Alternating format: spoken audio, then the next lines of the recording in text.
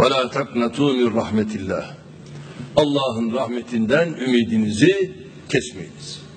Müslümanlar asla çaresiz değildir. Güçsüz değildir. İman varsa her zaman imkan da vardır. İnanç, sabır, azim ve mücadele olduğu sürece aşamayacağımız hiçbir engel yoktur.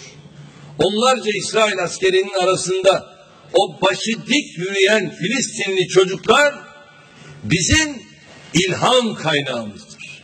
Onlara selam olsun. Onca baskıya, şiddete ve devlet terörüne rağmen özgürlüklerinden vazgeçmeyen o Filistinli kadınlar, anneler bizim en büyük güven kaynağımızdır. Onlara selam olsun. Rabbimizin inayeti, kardeşlerimizin desteği, mazlum ve mağdurların duasıyla İnşallah bu mücadeleyi başarıya ulaştıracağız.